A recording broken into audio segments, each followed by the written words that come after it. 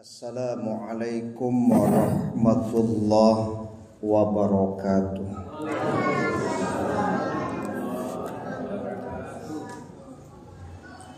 Hamdan wa syukran lillah, salatan wa salaman ala rasulillah. Ashhadu an la ilaha illallah wahdahu la syarikalah wa ashhadu anna Muhammadan abduhu wa rasuluh la nabiyya ba'da. Allahumma salli wa sallim ala nabiyyina Muhammad wa ala alihi wa ashabihi ajma'in wa man tabi'ahum bi ihsanin ila yaumiddin. Qala Allah ta'ala fil Qur'anil Karim, a'udzu billahi minasy syaithanir rajim. Bismillahirrahmanirrahim. Innal insana li rabbihi lakanud. Sungguh manusia itu sangat ingkar atau tidak bersyukur kepada Tuhannya. Surat Al-Adiyat ayat 6. Ketua pengurus dan Bapak Ibu jamaah maghrib yang dirahmati Allah, alhamdulillah, puji syukur kehadiran Allah subhanahu wa ta'ala atas limpahan taufik dan hidayah Allah, kesehatan lahir dan batin, dan seharian hampir dari pagi sampai sore hujan, alhamdulillah. Allahumma shayyiban nafi'an. Semoga Allah menurunkan hujan yang mendatangkan manfaat kepada kita. Kemudian selawat dan salam kepada Nabi kita Muhammad sallallahu alaihi wasallam, keluarga beliau, sahabat beliau, pengikut-pengikut beliau yang mengikuti beliau dengan ihsan sampai hari kemudian. Semoga kelak di hari kiamat kita mendapatkan syafaat dari Rasulullah sallallahu alaihi wasallam. Amin. Bapak Ibu jamaah yang dirahmati Allah, surat Al-Adiyat ayat 1 sampai 11. Kalau kita baca apa yang ditulis oleh guru-guru kita, oleh para ulama, paling tidak ada 3 yang menyebabkan seseorang itu merugi, yang Allah maktubkan di surat Al-Adiyat tersebut. Yang pertama adalah ingkar terhadap nikmat Allah. Yang kedua, wa innahu li hubbil khairi lasyadid, bakhil karena cinta terhadap dunia yang berlebihan. Itu yang kedua. Dan yang ketiga, kalau di ayat 9 itu kan afala ya'lamu idza bu'thira ma fil kubur. Jadi orang merugi yang ketiga itu adalah orang yang minim persiapan kehidupan setelah mati. Nah, jadi 3 itu yang merugi berdasarkan surat Al-Adiyat. Jadi yang pertama adalah orang yang kufur nikmat, yang kedua adalah orang yang bakhil karena cinta terhadap dunia yang berlebihan, dan yang ketiga orang yang persiapannya sangat sedikit untuk menghadapi kehidupan setelah kematian. Nah, ini akan kita bahas malam hari ini. Yang pertama adalah orang yang kufur nikmat atau mengingkari nikmat. Sering kita membaca firman Allah Bapak Ibu. Kalau berbicara tentang nikmat, wa in ta'uddu nikmatallah la tuhsuha. Dan jika engkau hitung nikmat Allah, maka engkau tidak akan sanggup untuk menghitungnya. Bahkan di ayat yang lain juga kita baca, walau annama fil ardi min syajaratin aklam wal bahru yamudduhu min ba'dihi sab'atu abhur ma nafidat kalimatullah. Kalau seandainya pohon-pohon yang ada di bumi ini dijadikan penanya, kemudian lautan yang ada sekarang ditambah 7 laut lagi dijadikan tintanya, kemudian digunakan untuk menulis nikmat Allah, maka itu pun tidak akan cukup untuk menulis nikmat Allah. Fa bi ayyi ala'i rabbikuma tukadziban. Maka nikmat Tuhanmu yang manakah yang kamu dustai?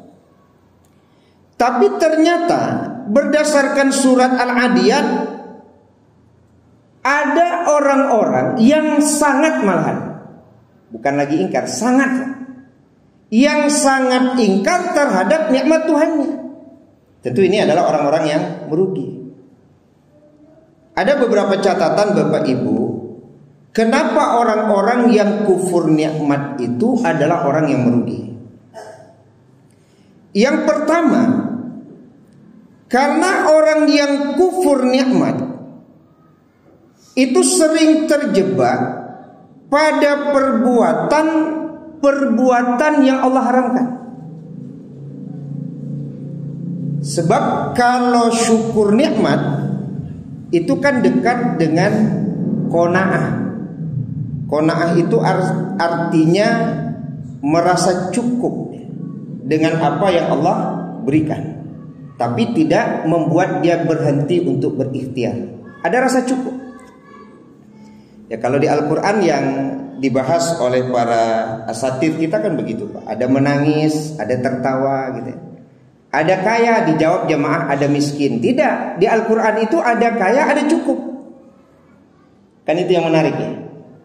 Tertawa, menangis. Harusnya kaya miskin lawannya, tapi di Al-Quran kaya itu dan cukup. Artinya orang-orang miskin adalah orang-orang yang tidak pernah cukup dalam hidupnya. Jadi walaupun hartanya berlimpah, kekayaannya tidak terhitung, tapi kalau tidak pernah merasa cukup, sebenarnya orang itu miskin. Jadi catatannya seperti itu, miskin, tidak pernah merasa cukup. Jadi orang-orang yang kufur nikmat Bapak Ibu adalah orang-orang yang tidak pernah merasa cukup. Dengan sebab tidak pernah merasa cukup, maka terjebak pada perbuatan-perbuatan yang Allah haramkan, seperti korupsi, ya kan? Mencuri, menipu, mengurangi takaran dan timbangan, ya, segala sesuatu untuk mencukupi apa yang tidak cukup tadi gitu. Sehingga orang-orang yang kufur nikmat adalah orang yang merugi, karena sekali lagi orang tersebut tidak merasa cukup. Kalau kita bahas kan sering itu Bapak Ibu. Kadang-kadang nandinyo kalau banyak sebenarnya, bakok nampak juga nan sekete. Ya, heran juga kita kadang-kadang. Ya, nandinyo saja mungkin tidak habis sekian keturunan. Tapi bakok nan sakiti iku jonan nyombi. Sama juga dengan berdagang kan begitu juga. Padahal kalau dilihat dia pedagang yang sukses Pak.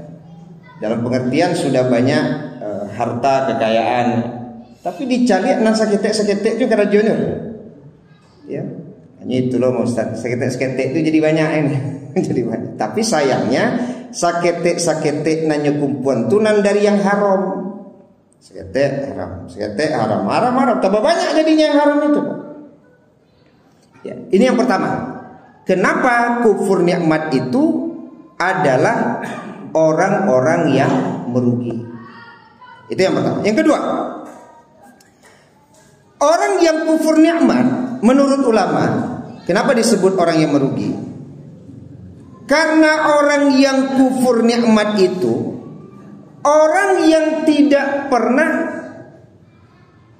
menghargai nikmat, menganggap nikmat itu kecil, bahkan tidak ada nilainya. Itu kalau orang yang kufur nikmat, ya. Jadi dia menilai nikmat itu kecil atau bahkan tidak ada harganya sama sekali. Makanya saya kalau melihat di video ya, seperti di Reels, ya video di Reels ya, atau yang dikirim teman-teman, itu kan ada orang-orang yang memberikan sumbangan, Pak, ya, memberikan apa namanya tuh, bantuan ya, tapi direkam ya, kan direkam kan, ke orang-orang yang ada di pinggir jalan gitu ya, orang-orang pengemis ya. Saya lihat di Reels itu ya, atau di YouTube itu, bukan di luar negeri saja, di Indonesia ada juga yang melakukan seperti itu. Nyolatan tas Pak, nyobai gitu kan. Kayaknya buka tas Pak kan itu, rupanya isinya piti, bahan makanan. Nah, itu banyak ya konten-konten yang seperti itu. Jadi di saat kita melihat konten itu Bapak Ibu, ada bantuan itu sebenarnya tidak besar Pak, 200.000, 300.000 atau 500.000 itu. Tapi coba lihat Bapak Ibu, ketika orang itu mendapatkannya tuh Pak, pas nyobuka Pak, rupanya piti, padahal piti itu 300.000 Pak. Ondeh ya Allah ya Rabbi, nyuangke tangannya tuh Pak, ya nyuangke, nyucium-cium piti itu berkali-kali Pak, nyobain sujud tuh, orang kena doleh Pak, berterima kasih dia kepada Allah Pak. Padahal jumlahnya kalau kita lihat cuma 300.000 ya, 300.000 ya, tapi bagi mereka kan begitu besar. Ya, begitu besar sampai sujud Pak. Di awak kadang-kadang Pak, slip gaji itu angkonya lah 1 juta Pak, 2 juta, 8 juta. Tapi tidak ada seperti orang tadi Pak, mensyukuri apa yang kita dapatkan tadi gitu. Nah, cobalah tanya kepada bapak-bapak ketika menerima gaji, lain model itu aja. Lain alhamdulillah 8 juta, ya Allah ya Rabbi, gadang wana wah. Model itu lah kira-kira. Kadang-kadang kan tidak. Itu. Ini adalah biasa dapat nenggadang Pak. Karena sekali lagi Bapak Ibu jamaah dirahmati Allah, orang yang kufur nikmat sulit untuk kemudian mampu menilai nikmat yang kecil itu menjadi besar. Sulit dia. Ya, makanya saya sampaikan pada pengajian-pengajian sebelumnya ya. Kalau orang-orang yang bersyukur itu kan cara pandangnya berbeda Bapak Ibu. Kalau umpamanya gaji bulan yang lalu suami 8 juta tidak cukup, kemudian suami di bulan ini mengatakan gajinya jadi 6 juta, itu harusnya kan lebih tidak cukup. Tapi apa komentar ibu terhadap gaji suami itu? Bang, alhamdulillah kok sempat abang menerima cuma 2 juta, oh tambah payah hidup abang. Itu cara pandang orang bersyukur Pak. Padahal sekali lagi 8 juta saya kurang, kini nyoba di udah 6 juta tuh tambah tidak cukup Pak. Tapi kan karena punya istri yang bersyukur, maka nilai 6 juta tadi jadi besar dia. Tapi kalau orang kufur nikmat tidak bisa begitu Bapak Ibu. Kalau kufur nikmat lain cerita. Patang 8 juta, kini yang 6 maka 2 juta lagi Pak. Dia tidak mengirim lo ke kampung lah. Hanya ada, dia tidak mengirim ke kampung. Kok mengirim ke kampung? Wah 8 jadi 6 gitu. Nah, itu makanya apa? Jadi dia tahu slip gaji itu ke orang rumah. Tak buka joki, berang ibu. Ya anda artinya Bapak Ibu jangan dirahmati Allah. Jadi boleh jadi kan begitu Pak. Ya, ketika kufur nikmat, maka nikmat itu nilainya kecil jadinya, atau bahkan tidak berharga. Tapi dengan sebab syukur nikmat, sekecil apapun nikmat itu, maka akan ada penghargaan yang besar terhadap nikmat tersebut. Tapi orang-orang kufur nikmat tidak bisa. Makanya saya kalau masih ingat ya Bapak Ibu juga ya, Waktu awak ketek-ketek, kalau makan barimah tuh Pak, yo berang guys.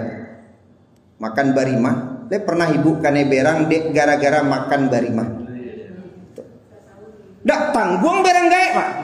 Angkecen murah dapat nasi aja. Padahal barimah kok 2 inci nya Bu. 2 inci masyarakat. Tapi berang guys dak main-main Pak. Angkecen murah orang mencari padi. Bapak nih bau hujan orang aja. Masuk lihat aja. Belum masuk. Artinya apa? Penghargaan terhadap nikmat Allah itu yang besar Pak. Ya kalau orang sekarang bilang kan ada berkah. Entah di situ berkahnya. Kini kadang-kadang anak-anak awak makan basera Pak. Ya basera makan gitu ya. Tidak ada orang tua yang begitu marah kepada anaknya mencalik nasi ku basera Pak. Karena tadi itu mencari bareh di murahnya Pak. Ya kan? Agak susah mencari bareh. Gaji kadang. Ya kan? Mengapa nih setekong sagoni misalnya. Jadi yang terbuang tadi seolah-olah tidak apa-apa Pak. Beda dengan orang-orang kalau mensyukuri nikmat Allah. Maka yang kecil itu akan bisa terasa besar. Nah, itu seperti yang saya contohkan tadi Bapak Ibu. Ya, jadi kalau seandainya kita pernah mengalami dulu hal yang seperti itu, harusnya Bapak Ibu ajarkan jugalah anak-anak kita seperti itu. Sampai-sampai Bapak Ibu, kalau adonan jatuh Pak capek diambil, aduh istilah mah belum 5 menit. Iya kan Pak? Kadang bambu istilah tuh, alah kan ya. Masalah Pak? Sakit tak pari awak? Enggak. Pernah enggak Bapak Ibu seperti itu? Tak jatuhnya sebentar angke balik, ambu istilah kan itu, alun 5 menit lah, makan lah. Karena dia jatuhnya kan tidak pula di tempat yang jorok Pak. Tidak pula di tempat yang kotor. Kalau di lantai, apalagi kalau lantai itu keramik Pak, tidak ada masalah. Iko anak-anak kini tak jatuh sebab, jijik. Nah itu, amaknya semelaluan, deh amaknya dulu lah biasa dia itu Pak, tiba di anak tak biasa. Jadi itu kan bahasa penghargaan terhadap nikmat Allah sekecil apapun nikmat Allah tersebut. Beda dengan orang-orang yang kufur nikmat. Kalau tidak kan bisa masuk dalam kategori mubazir ya. Innal mubazzirina kanu ikhwanasy syayatin. Orang-orang yang mubazir itu adalah teman-temannya syaitan.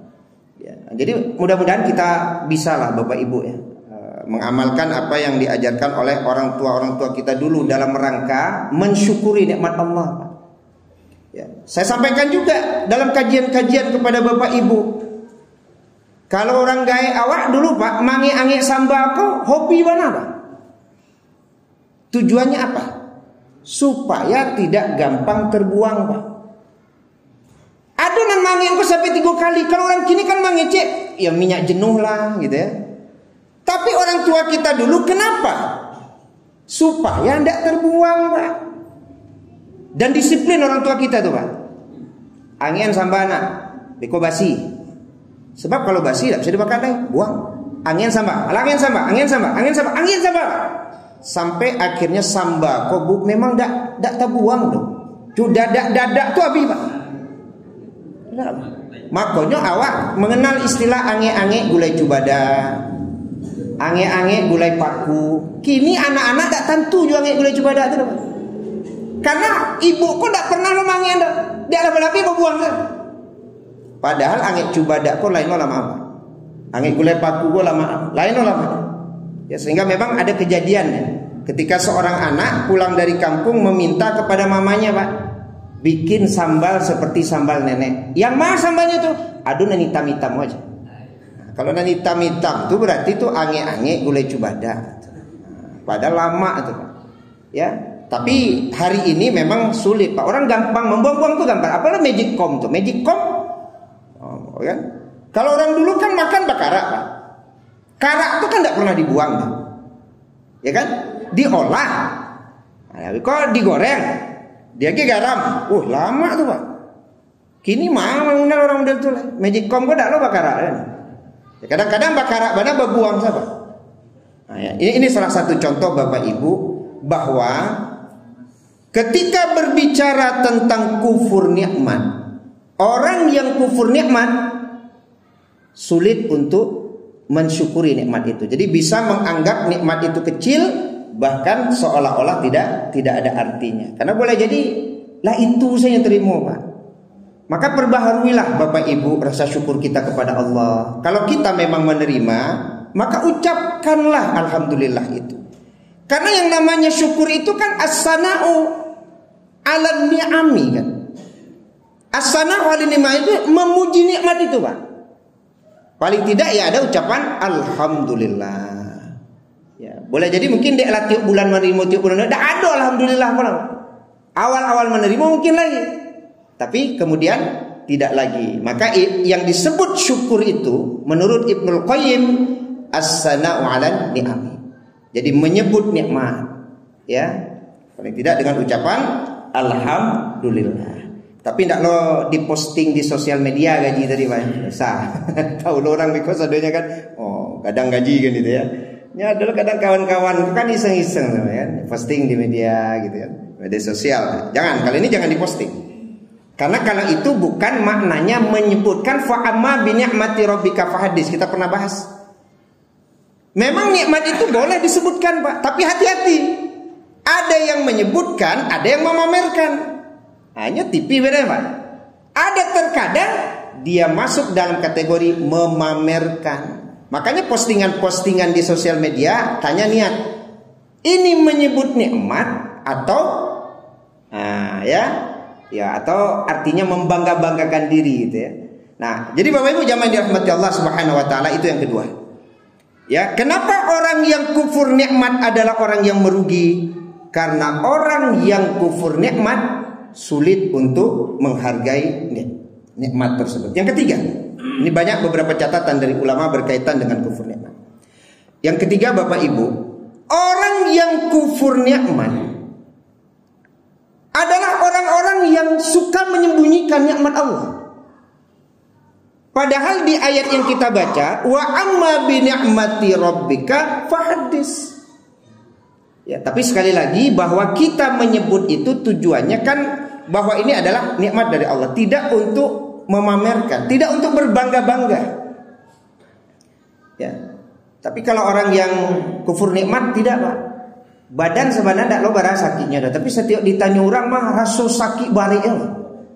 Bak ini dari ujung ampuh mah sampai ke kepala dak rasa badan.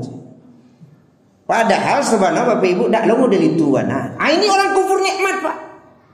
Padahal dia dak lo model balik mana sakitnya, tapi setiap ditanya di orang balik saja, Pak. Kau tanya lo orang cek lagi lutui nak tanggung, padahal dak lo ada. Cuman memang ada orang yang ingin orang lain kok ibu saya mencari awak tuh, ibu kasihan. Sehingga setiap ditanya orang mah sakit terus. Beda dengan orang baki nih, Pak. Alhamdulillah. Tapi yang mau cari agak sakit apa? Hanya kalau orang hidup itu yo sakit. Kalau tidak sakit mati. Jadi jamaah yang dirahmati Allah Subhanahu wa taala, orang yang kufur nikmat, orang yang suka menyembunyikan nikmat, Pak. Sehingga kemarin waktu kajian berkaitan dengan masalah nikmat ini kan ada seorang syekh yang ditanya waktu itu. Seorang syekh yang ditanya berkaitan dengan menyembunyikan kehamilan. Apalagi kalau lah lama tidak dapat anak. Itu biasanya kalau talambe, Pak, nyukecen ke mamanya kan, lah talambe, diam saya, jangan dia tahu orang. Beko kok dia tahu di orang, tidak bertahannya dah. Halo hubungannya tuh. Di mana hubungannya orang hamil ketika kemudian disampaikan terus jadi keguguran? Tak masuk di akal kita tuh, Bapak. Inilah yang disebut keyakinan yang salah. Makanya kata Syekh tadi, orang kalau menyembunyikan kehamilan yang seharusnya dia sampaikan, berarti dia kufur terhadap nikmat Allah. Kenapa harus takut menyampaikan? Sekali lagi bukan memamerkan ya, Bapak Ibu, menyampaikan. Ya, sampaikan ke suami, sampaikan ke kakak adik, sampaikan ke kawan-kawan, kan ada masalah. Jadi Bapak Ibu jamaah dirahmati Allah Subhanahu wa taala, tapi memang betul Bapak Ibu, rasa takut kan. Karena keyakinan-keyakinan yang salah ini sangat banyak di negeri kita ini, termasuk dulu yang pernah kita bahas tentang wajah anak dan orang tuanya yang mirip. Ini rasa takut tinggi juga, Pak. Ya, sampai-sampai kalau dikecen tuh, nih, wajah anak Uni mirip Bana Joni. Diam, jadi sabu-sabu aja. Pak kok takwi Pak, dikejen wajahnya mirip jo amaknya. Karena dalam keyakinan dia, kalau anak mirip dengan wajah orang tuanya, salah satu nanti ada yang mengalah Pak. Kalau mengalah berarti adonan mati, ada yang meninggal Pak. Masa iyo hubungan meninggal jo wajah nan mirip Pak? Ini keyakinan yang salah Pak. Meninggal itu karena ajal, bukan karena wajah mirip antara anak dan bapaknya, antara anak dan ibunya. Salah keyakinan itu Pak. Ini masih ada di beberapa daerah yang kita lihat. Kalau wajahnya sama Pak, nyugadaikan ke bakonya Pak. Nyugadaian ke bakonya. Pak ini ke bakonya tuh. Nyugadaian biasa tuh Bu. Jopiti berapa? Ya Jopiti kan, atau dengan yang lain gitu kan. Tapi kan hak asuh masih tetap sama orang tua kandung. Kapan ditebus gada itu? Pas barale beko ditebus.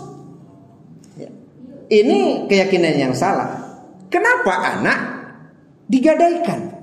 Gara-gara wajah mirip dengan bapaknya atau wajah mirip dengan ibunya. Harusnya sanang awak Bu, anak tuh mirip jo awak. Yang ndak sanang kok kalau anak mirip jo apa salah Pak. Itu baru jadi masalah. Kok mirip jo apa salah. Itu berarti ada masalah. Tapi kalau lejo awak miripnya, alhamdulillah. Itu anak awak. Kok takut? Makanya dalam hadis Rasulullah SAW sudah dijelaskan itu Pak. Sudah dijelaskan. Kenapa wajah anak mirip dengan ibunya? Kenapa wajah anak mirip dengan bapaknya? Apabila air mani perempuan lebih dulu masuk ke dalam rahim daripada air mani laki-laki, maka anak mirip ibunya. Itu dalam hadis itu. Kalau air mani laki-laki lebih dulu masuk ke rahim daripada air mani perempuan, maka anak akan menyerupai bapaknya. Jadi jelas, tidak perlu ada rasa takut ketika wajah anak mirip dengan kita. Jadi tidak perlu disembunyikan Pak. Sampaikanlah nikmat tadi. Tapi kalau orang kufur nikmat, sekali lagi memang sering menyembunyikan. Tapi saya beri catatan Bapak Ibu. Kalau orang gaek memang sengaja karena kadang-kadang tidak menyambut sehat Pak, supaya anak pacok pulang kampung. Kalau ditelepon dia anak baka bama, itulah. Rasa minggu ama pada kasu itu ya di kasunya kasu. Lalu kasu ya. Payah makin. Ditambah lo apa? Yo sebana saki apa ama tu ya. Oh iyo bare saki macam itu. Ya sebab anakku kadang-kadang kalau disabui sehat Pak nyaman lo di rantau tu Pak. Sehat-sehat saja kayak aja. Dari padang pesisir aja payah ya ulah. Jadi sehat-sehat. Tapi dia pas sabui sakit. Aku iyo pulang saja. Pulang saja. Ada saya kan itu. Pulang Pak. Jadi kalau orang tua kemudian wallahu a'lam, saya tidak membenarkan Bapak Ibu.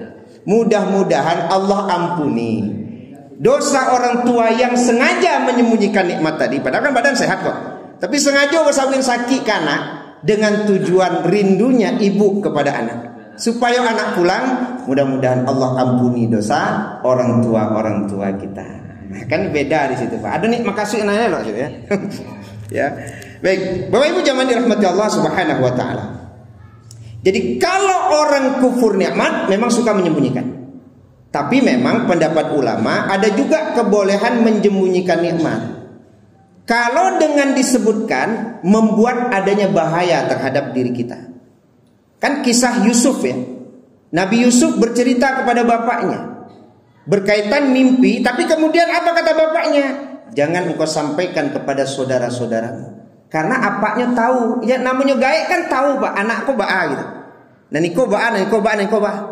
Maka ada rasa khawatir Nabi Yakub, kalau engkau sampaikan akan membahayakan dirimu.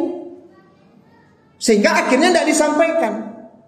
Makanya ada nikmat-nikmat tertentu yang kalau disembunyikan pendapat ulama boleh. Kalau seandainya nikmat itu disampaikan tapi membahayakan bagi kita. Silakan. Karena kan banyak juga orang-orang yang dengki gitu ya. Tapi saya tidak tahu juga apakah dihubungkan dengan ain ya, yang keguguran tadi itu Pak. Kan ada ain ya, kejahatan yang dari pandangan mata. Makanya kan ada orang yang memposting di sosial media Pak, nyenasihati di kawan yang lain. Hati-hati memposting anak, hati-hati memposting istri, nanti kena ain. Nah, itunya Pak. Ain itu kan kejahatan melalui pandangan. Awak kan kadang-kadang men-share itu bukan untuk memamerkan Pak, karena kebahagiaan saja gitu. Pai jalan-jalan di keluarga posting, itu kan wujud kebahagiaan saja, ya kan? Ada sesuatu kegiatan anak kita berprestasi posting, ya mudah-mudahan tidak ada makna yang lain. Tapi kemudian ada orang yang mengingatkan, hati-hati memposting, nanti anaknya kena ain. Hati-hati memposting, nanti kena ain. Nah itu ain tadi. Tapi sekali lagi, yakin kita, kalau niat kita baik, insya Allah tidak akan terkena seperti yang dikhawatirkan itu, mudah-mudahan. Tapi sekali lagi tujuannya tidak untuk memamerkan. Jadi pendapat Syekh tadi, kalau ada orang yang hamil kemudian disembunyikan, beliau berpendapat itu bisa masuk kepada kufur nikmat. Karena ain ini belum, apa artinya, kan rasa ada kekhawatiran itu, belum sampai kepada tingkat keyakinan, rasa kekhawatiran. Ya, jadi kalau umpamanya ada rasa takut kemudian keguguran dengan sebab menyebutkan tadi, maka pendapat Syekh tersebut itu bisa masuk dalam kategori kufur. Baik, Bapak Ibu jamaah dirahmati Allah Subhanahu wa taala. Lalu kemudian kalau berbicara tentang kufur nikmat, ini masih berbicara kufur nikmat. Orang yang kufur nikmat adalah orang-orang yang ketika beribadah maka ibadahnya itu jadi tidak bersemangat. Ini pendapat ulama. Tapi kalau orang yang syukur nikmat maka akan berpengaruh terhadap ibadahnya. Salah satu contoh di Al-Quran Bapak Ibu, surat Al-Kautsar. Inna a'toina kal kautsar fasolli li rabbika wanhar. Sesungguhnya kami telah memberikan kepadamu Muhammad nikmat yang banyak, maka dirikanlah solat karena Tuhanmu dan berkurbanlah. Sehingga pendapat mufassir atau para ulama berkaitan dengan ayat ini, bahwa wujud syukur terhadap nikmat Allah itu kalau dalam surat Al-Kautsar adalah solat dan berkurban. Jadi kalau orang-orang yang tidak solat adalah orang-orang yang kufur nikmat, Pak. Tapi kalau orang yang solat adalah orang yang syukur nikmat. Sehingga disimpulkan bahwa orang-orang yang kufur nikmat adalah orang-orang yang sulit untuk beribadah kepada Allah Subhanahu wa taala karena kufur nikmat tadi, Pak. Jadi ada dorongan. Kan itu yang disampaikan oleh Rasulullah sallallahu alaihi wasallam ketika beliau salat malam sampai kaki Nabi itu bengkak. Kan sampai bengkak. Kita mungkin belum pernah salat sampai kaki bengkak. Nabi dilihat oleh Aisyah sampai bengkak kaki beliau. Ya. Kemudian ditanya, engkau punya dosa yang dulu sudah diampuni Allah, yang sekarang sudah diampuni Allah, yang akan datang juga sudah diampuni Allah. Kenapa engkau salat begini? Jawaban Rasulullah, afala akunu abdan syakura. Tidak pantaskah aku menjadi hamba yang bersyukur? Jadi kalau di salat sunnah, Pak, makin panjang salat, mudah-mudahan itu wujud syukur. Iko indah, Pak, salat tarawih imam 3, Pak, bagi 3 kan, 10 malam pertama, 10 malam kedua, 10 malam ketiga. Babu 10 malam pertama, mantap. Ini pendek-pendeknya baca di imam. Hebat tuh, Mas. 10 malam kedua, itu lumayan tuh. 10 malam ketiga, ganti tahun besok saya panjang mana? Bisa ada panjang macamnya. Yang panjang pun tak lo tentu, Pak, berayat apa? Ya, pokoknya ibu-ibu kalau lama ngecek panjang atau pengurus capek ganti itu. Enggak ada apa ya, Pak. Ya kan? Karena biasanya yang sering apa itu kan dari ibu-ibu, panjang mana itu juga. Ya, di mana letak panjangnya menurut ibu? Apakah sudah sampai bengkak kaki kita sehingga kemudian mengatakan bahwa sholat itu panjang? Belum. Tapi Ustadz bangka indah lama ngarete gitu. Mungkin itulah ya. Bapak Ibu jamaah yang dirahmati Allah Subhanahu wa taala. Jadi kalau mendapatkan imam yang bacaan ayatnya panjang, lapangkanlah dada bahwa itu wujud syukur kita terhadap nikmat Allah. Insya Allah, Pak, tidak kepanek gaya kaki itu. Nabi itu tidak terasa panik, Pak. Cuman Aisyah mencalik bangkak kaki beliau. Sebab rasa syukur itu yang membuat penat itu hilang. Kan rasa syukur, Pak. Calik awak dulu kalau bermain sanang tuh, Pak. Abilo terasa panik lah selesai bermain, Pak. Waktu bermain dia terasa panik. Tidak, Pak. Begitupun Rasulullah, kata ulama, beliau tidak ada pernah mengatakan aku capek dalam sholatku sehingga kakiku bengkak. Tidak ada, Pak. Cuman Aisyah mencalik kaki Nabi bengkak. Nabi tetap senang, Pak. menikmati sholat yang beliau lakukan itu. Wujud syukur. Makanya Bapak Ibu, salah satu wujud syukur itu ya ibadah. Salah satunya di sholat. Ya mudah-mudahan Bapak Ibu yang sholat tahajud, sholat witir gitu ya, sholat duha, perpanjanglah sholat itu. Boleh ada kegiatan. Dulu pernah bahas Pak, awalnya pensiun. Ya, tadi kasih cucu itu pagi lah, pagi sholat Pak. Awak tandang saja di rumahnya kan? Kenapa tidak dipanjangkan duhanya? Kan gitu. Malam kenapa tidak dipanjangkan tahajudnya? Nabi memanjangkan tahajud sampai kaki beliau bengkak Pak. Jawaban beliau, tidak pantaskah aku menjadi hamba yang bersyukur?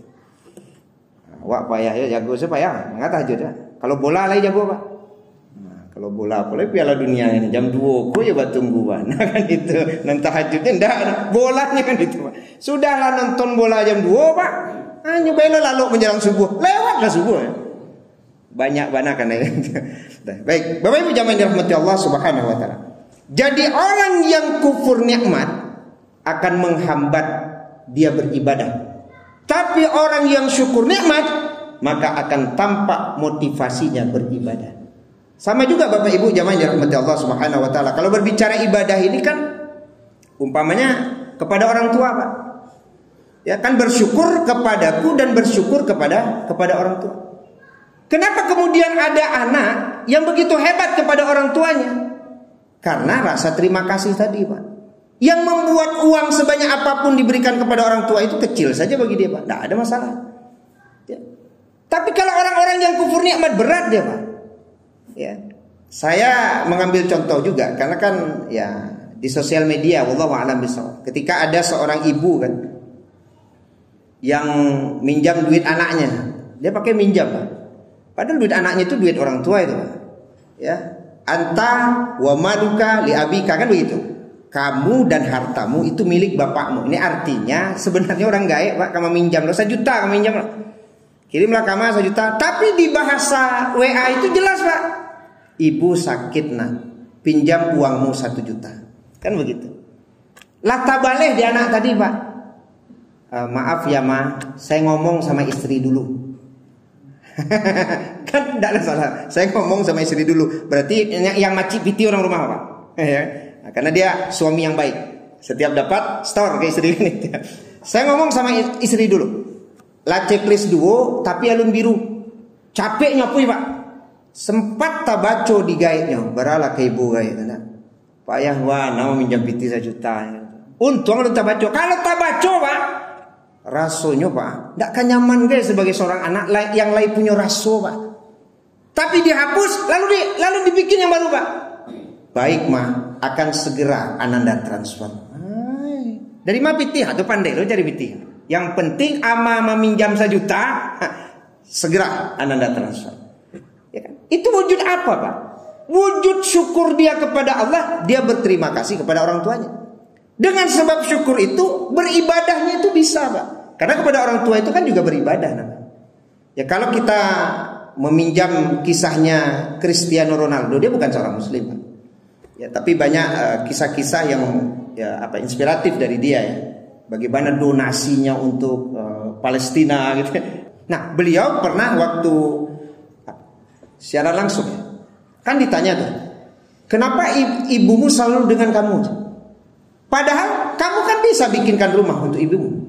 Ya baru tidak bisa Pak. Piti Ronaldo banyak. Gajinya per minggu saja bisa sampai 9M Pak. Ya sampai 9M per minggu tuh. Bikinkan rumah untuk ibunya gampang Pak.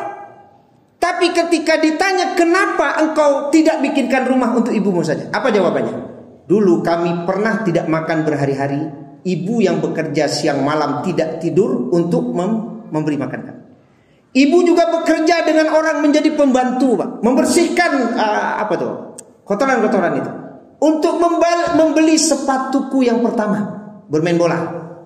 Maka ibuku sampai mati dengan aku. Jawabannya itu luar biasa. Karena kan bahasanya rasa terima kasih tadi gitu. Jadi orang yang bersyukur kepada Allah, berterima kasih kepada kebaikan sesama, itu mampu untuk melahirkan orang-orang yang beribadah dengan baik. Nah, jadi Bapak Ibu jamaah dirahmati Allah Subhanahu wa taala, jadi innal insana li rabbih lakanut, sesungguhnya manusia itu ya, sangat ingkar terhadap nikmat Tuhannya. Nah, jadi kalau orang-orang yang ingkar terhadap nikmat Tuhannya adalah orang-orang yang merugi. Tapi kalau orang yang mensyukuri nikmat, maka yakinlah la in syakartum la azidannakum. Jika kau bersyukur aku tambah nikmatku. Sama jo cerita kawan, Pak. Mungkin ada hubungannya ada Ustaz. Dia awak menahan pandangan dengan sebab ada istri di rumah. Istri ini kan bertambah cantik. Mungkin ada hubungan dengan firman Allah. Jika engkau bersyukur aku tambah. Ditambahku maksudnya dari cik orang rumah tidak jadi dua, bukan begitu Pak. Beko jangan apa-apa lain apa kan. Kalau bersyukur aku tambah, dari cik bini jadi dua, bukan begitu maksudnya. Berang ibu kamu. Jadi ketika dia mensyukuri Pak dengan adanya istri di rumahnya, maka dia jaga pandangannya. Ya, dia tidak berzina. Dia jaga kehormatannya. Apa yang terjadi? Ternyata istrinya cantik Pak. Itu kan yang seseorang bertanya kepada Imam Syafi'i ya, istri saya kok jadi jelek? Kini baru mengicik buru apa? Selama aku mengazab Pak, gitu. Ya kan? Nanti habis manis sepah dibuang gitu.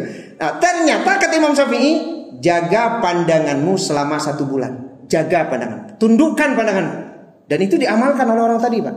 Menundukkan pandangan artinya bukan menunduk, ya, tapi menjaga pandangan dari apa yang Allah haramkan. 1 bulan setelah itu Pak bertemu lagi dengan Imam Syafi'i. Ditanya, bagaimana istrimu? Ternyata Imam, istriku cantik sekali. Maka ada teman bilang, ini salah satunya mungkin buah dari firman Allah tadi Pak. La in syakartum la azidannakum. Jika engkau mensyukuri nikmat Allah, aku tambah. Maka wajar suami-suami yang pandai menjaga pandangan, yakinlah istrinya akan bertambah cantik. Sesuai ibu. Ibu-ibu sesuai. Sama lagi ibu-ibu, kalau pandai ibu menjaga pandangan, suami ibu pasti akan bertambah tampan dari waktu ke waktu. Nah, itu wujud syukur tadi itu Pak. Nah, jadi Bapak Ibu jamaah dirahmati Allah Subhanahu wa taala, ini memang ada hubungan ternyata Bapak Ibu, ya. Kalau orang bersyukur pasti akan Allah tambah. Tapi kalau orang yang kufur, sesungguhnya azabku sangat pedih. Sebenarnya kita sering membahas tentang syukur nikmat ini, tapi ya mudah-mudahan artinya membuat kita memang mampu menjadi pribadi yang bersyukur. Yang dua lagi, insya Allah di lain kesempatan akan kita bahas tentang bakhil karena cinta pada dunia yang berlebihan. Dan yang ketiga nanti persiapan yang minim menghadapi kehidupan setelah kematian. Demikian Bapak Ibu, semoga bermanfaat kajian kita. Kita tutup dengan doa kafaratul majlis. Subhanakallahumma bihamdika asyhadu an la ilaha illa anta astaghfiruka wa atubu ilaik. Wassalamualaikum warahmatullahi wabarakatuh.